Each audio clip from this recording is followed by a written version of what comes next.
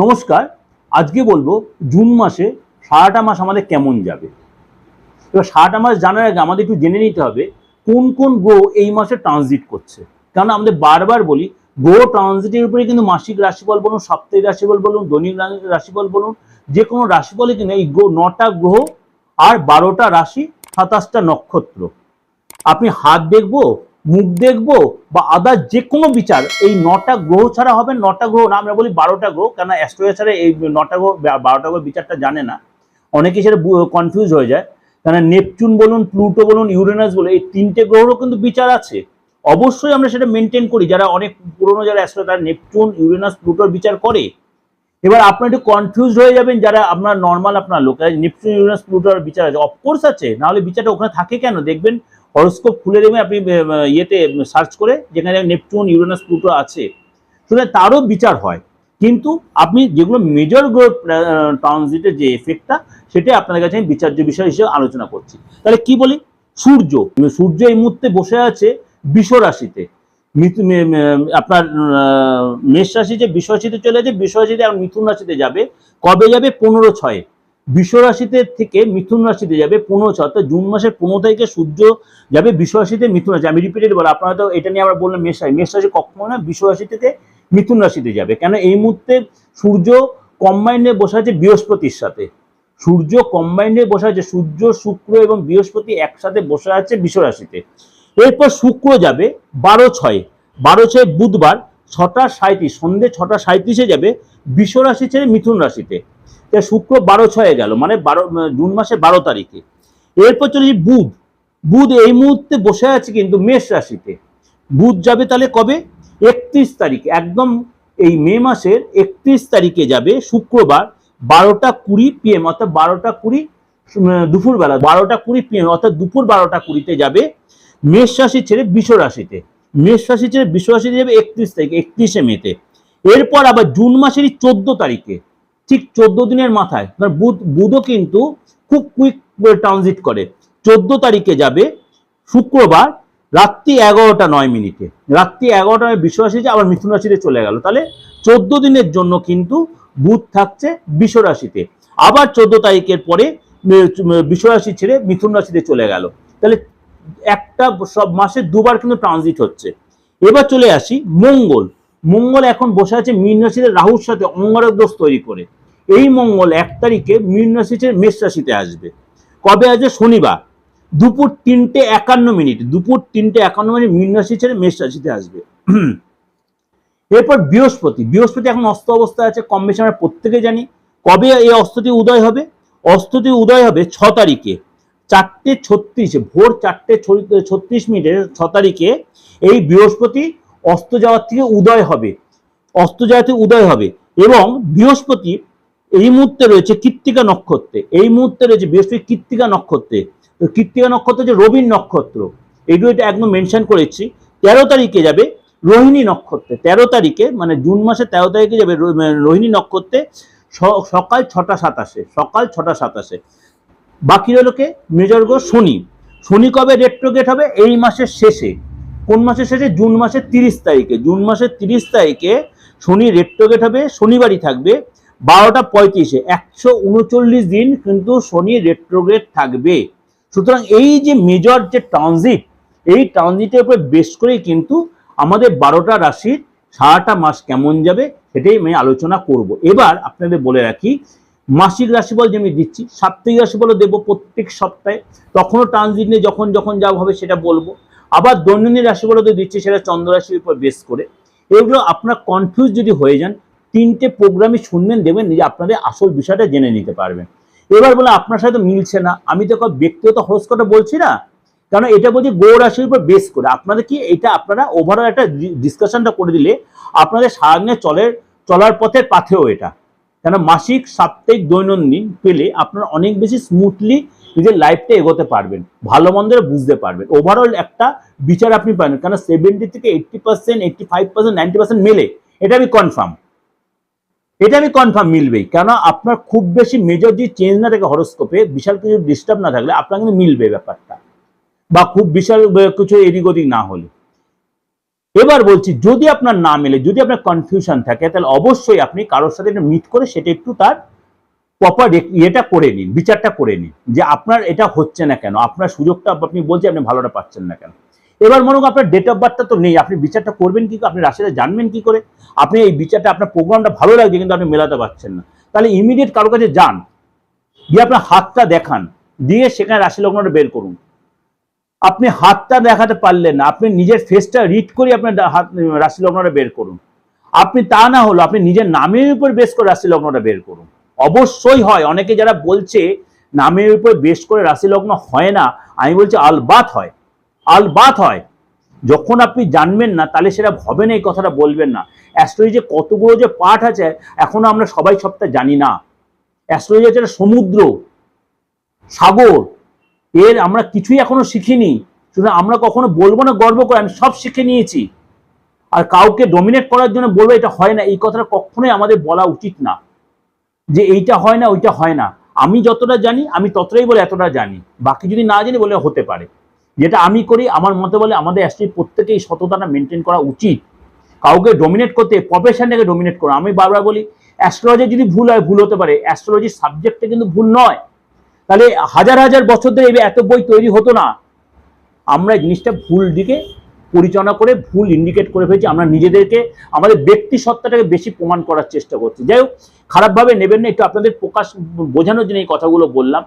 R date of birth না থাকলে আপনি যোগাযোগ করতে পারেন, ভারতবর্ষের যে কোনো জায়গার লোকেরা আপনি তার প্রেডিকশন নিতে পারেন, হাত দেখিয়ে নিতে পারেন, মুখ দেখিয়ে নিতে পারেন, আপনার ডেট অফ বার্থের চাও নিতে পারেন।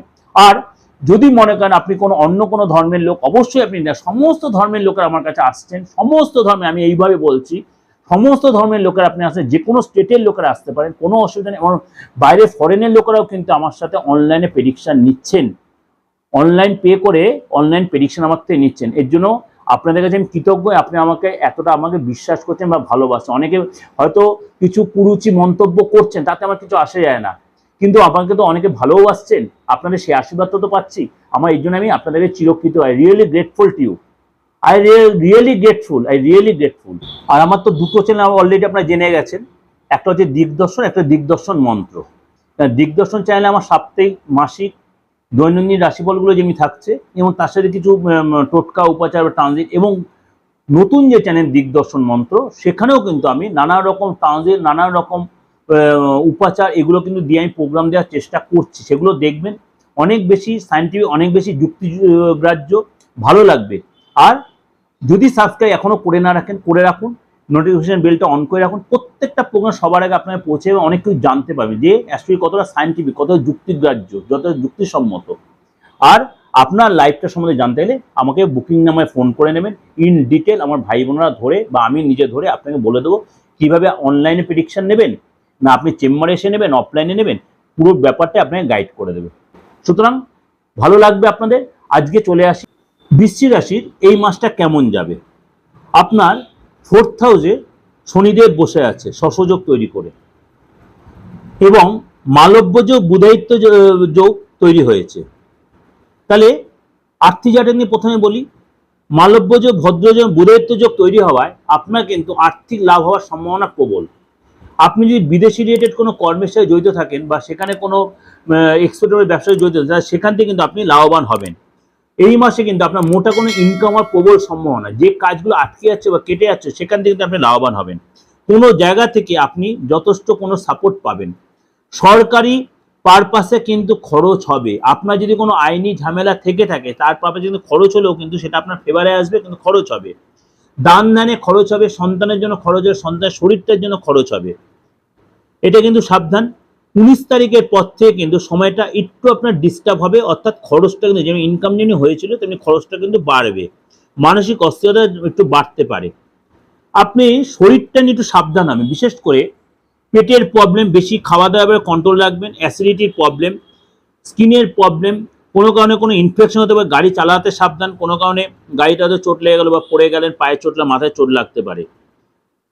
এটা কিন্তু 13 তারিখ পর্যন্ত এরকম চলবে। 14 তারিখের পর থেকে সময়টা আস্তে আস্তে ফেভারে আসবে, এবং শরীরটাও ঠিক হয়ে আটকে থাকা কাজগুলো উদ্ধার হবে, মনটা অনেকটা ঠিক হবে, এবং মুড সুইং যে করছে সেটা অনেকটা ঠিক হবে, এবং কর্ম রিলেটেড আপনি অনেকটাই সাপোর্ট পেয়ে যাবেন। ফ্যামিলি নিয়ে বলি একটু, শনি যেহেতু 4th হাউসে আছে, আপনার কিন্তু মানে ক্রয় বিক্রয় রিলেটেড কোনো কর্মেতে আপনি সাকসেস পাবেন, ফ্যামিলির থেকে কোনো গুড নিউজ পাবেন, কোথাও ঘুরতে যেতে পারেন, এবং বাড়িতে কোনো যে বয়স্ক লোক আছে তা আপনাকে যথেষ্ট সাপোর্ট করবে।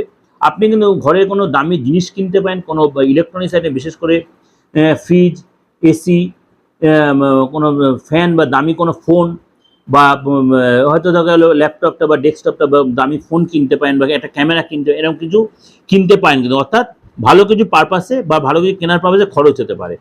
যদি বিবাহিত হন, যদি আপনার সন্তান থেকে থাকে, তাহলে আপনার সন্তানের কিন্তু একটু শরীরটা নিয়ে ফ্যাক্টরে আপনার তার জন্য অর্থ খরচে ডাক্তার হসপিটালে যেতে হতে পারে, বিশেষ করে পেটের প্রবলেম, খাদ্য খাদ্যতে ইনফেকশন হতে পারে, অ্যালার্জি হতে পারে, এবং ভাইরাল ফিভার হতে পারে। বি কেয়ারফুল বৃশ্চিক রাশির লোকেদের সন্তান কিনে, আপনার সন্তানে কিন্তু কোনো কারণে মিথ্যে বদনাম হতে পারে, কেউ আপনার সন্তানকে চুরি কেসে ফাঁসিয়ে দিতে পারে, কোনো ভুলভাবে ফেসে যেতে পারে আপনার সন্তান। বি কেয়ারফুল, আপনার সন্তান যদি বড় হয়ে থাকে কোনো মিথ্যা কেসে, মিথ্যে ঝামেলায় ফেসে গিয়ে আপনার কিন্তু সম্মান বদনামে পরিণত হবে, এইখান থেকে সাবধান। যদি আপনি চাকরি করে থাকেন, শনি মঙ্গলের দৃষ্টি বিনিময়ে এবং আপনার কিন্তু কাজের জায়গায় ভীষণ তর্ক বিতর্ক করে ফেলবেন, এবং হওয়া কাজ বিগড়ে যেতে পারে, সেটা 9 তারিখ পর্যন্ত বি কেয়ারফুল। রাস্তাঘাটে গাড়ি চালানোর ব্যাপারে খুব সাবধানে গাড়ি চালাবেন, কেননা কোনো কারণে আপনি চোট আঘাত অ্যাক্সিডেন্ট হতে পারে, হয়তো আপনি অফিসে পৌঁছতেই পারেন, একটা প্রবলেম পড়ে গেলেন, বা গাড়িটা ব্রেকডাউন হয়ে গেল, আপনাকে হয়তো কেস দিয়ে দিল, পুলিশ বা ট্রাফিক কেস দিয়ে দিল, এরকম হতে পারে। কিন্তু 10 তারিখের পর থেকে সময়টা অনেকটা ফেভারে আসবে এবং সব কিছু আস্তে নর্মাল হয়ে যাবে। আপনি যদি ব্যবসা করে থাকেন, ব্যবসার জায়গাটা একটু নতুন কোনো কন্ট্রাক্ট কিন্তু আপনার আসবে, নতুন কোনো যোগাযোগ আসবে, নতুন কোনো ড্রিল হতে পারে, নতুন কোনো কর্মের অফার পাবেন, নতুন কাস্টমার আসবে, অর্থাৎ এই সময় কিন্তু অনেকটাই আপনার আর্থিকজাটা আসলো। আবার খরচটা কবে হবে? 22 তারিখের পর থেকে কিন্তু আপনি কোনো হয়তো লোন নিয়েছিলেন ব্যাংকের লোক আপনার কাছে চলে এলো টাকার জন্য, বা ধার শোধের কথা বলার জন্য, বা আপনার নামে কোনো নোটিশ দিয়ে গেল, এই জন্য মানসিক একটা অস্থিরতা কিন্তু তখন বেড়ে যাবে। এবং আপনার কিন্তু কোনো কারণে মেশিনারি পারপাসে কোনো খরচ হয়, বা দোকানে কোনো জিনিস রিনোভেট করতে গিয়ে, বা দোকানটা রিনোভেট করতে, বা কারখানা রিনোভেট করতে আপনার খরচ, অর্থাৎ ধন লস এবং অর্থ লস হতে, অর্থ খরচ হতে। আপনি যে প্রেম করে থাকেন, প্রেমের জায়গাটা একটু কিন্তু আপনাকে সমঝে চলতে পারবে, বা আপনার লাইফ পার্টনার একটু বুঝে শুনে চলতে হতে হবে। কোনো কারণে লাইফ পার্টনারের কোনো মতবিরোধ বাদানুবাদ হতে পারে, কিন্তু দেখা গেলো আবার ঘুরতেও যেতে পারেন, একসাথে ছোটো খাওয়া দাওয়া করতে যেতে পারেন, সেখানে ঘুরতে গিয়ে হয়তো দেখা দুজনের মধ্যে তর্ক ভেতরেও লেগে গেল। আপনার পার্টনারে কিন্তু সময়টা অনেকটা ফেভারে আসবে, সে কোথা থেকে অর্থ পেতে পারে, নিউ জব পেতে পারে, এবং আপনার পার্টনার হয়তো কর্মসূত্রে হয়তো কোনো কর্মে চেঞ্জ করতে পারে, কর্মে যারা চেঞ্জ হতে আপনার পার্টনার বা আপনার কিন্তু পূজা পাঠে যথেষ্ট ইন্টারেস্ট বাড়বে, এবং ফ্যামিলি কোনো গুড নিউজ পেতে পারেন পার্টনারের, এবং ফ্যামিলি নিয়ে আপনার পার্টনার হয়তো কোথাও ঘুরতে, তার ফ্যামিলি নিয়ে তার পার্টনার কিন্তু কোথাও ঘুরতেও যেতে পারে। এগুলো সবই ওভারঅল একটা আপনাদের কাছে আলোচনা করছি, ওভারঅল আলোচনা, রিপিটেডলি বলছি, আপনি একদম এটাকে 100% ধরে নেবেন, কারণ আপনি ব্যক্তিগত হরোস্কোপের সাথে এটা মেলাবেন, তাহলে অনেকাংশে মিলছে। যদি এটা দিয়ে একটু কনফিউশন দিই, তাহলে সাপ্তাহিকটা দেখবেন, প্রত্যেক দিনের রাশিফলটা দেখবেন, দৈনিক রাশিফল দিচ্ছি, উপাচারটা সবার সাথে মিলবে না, এটা কিন্তু কনফার্ম। কেন উপাচারটা হচ্ছে আমার নিজের তৈরি করা, উপাচার কার সাথে মেলে? উপাচারটা আমার নিজে, তো আপনি সেটা করলে রেজাল্ট পাবেন, এটাই হলো কারণ।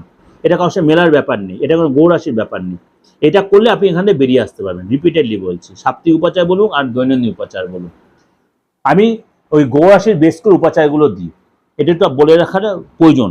যাই হোক, এর মতো এই দিগদর্শন, যেমন আমার দিগদর্শন মন্ত্রে কিন্তু আরেকটা চ্যানেল আছে, সেখানে কিন্তু ট্রানজিট নিয়ে অনেক আলোচনা করেছি। আপনারা চ্যানেলটা যদি সাবস্ক্রাইব করে নোটিফিকেশন অন করে রাখেন, এই চ্যানেলটার মতো প্রত্যেকটা প্রোগ্রাম সবার আগে আপনার কাছে পৌঁছে যাবেন, এবং দেখে অনেক বেশি আপনারা ভালো লাগবে, অনেক কিছু শিখতে পারবেন। অ্যাস্ট্রোলজিটা কি জিনিস, যারা অ্যাস্ট্রোলজি বিশ্বাস করেন বা বোঝেন না, তারাও দেখুন, তারাও অনেক কিছু জানতে পারবেন। আমি এত ভেঙে ভেঙে বলি, অনেকে আমার এই জিনিসটা হয়তো পছন্দ নয়, কিন্তু আপনারা যারা নতুন দেবেন তাদের আপনাদের প্রচণ্ড ভালো লাগবে, যে কত ভিতরে একদম ইন করে দিই, আপনাদের বুঝতে বাধ্য, আপনি ভালো লাগবে। আর যত পারবেন লোকেকে শেয়ার করবেন, আর যদি মনে যোগাযোগ করবেন, ডেট অফ বার্থ থাকুক আর নাই থাকুক, দেশের যে কোনো প্রান্তের লোক আমার সাথে যোগাযোগ করতে পারেন, যে কোনো ধর্মের লোক আমার সাথে যোগাযোগ করতে পারেন। নমস্কার, সবাই ভালো থাকুন।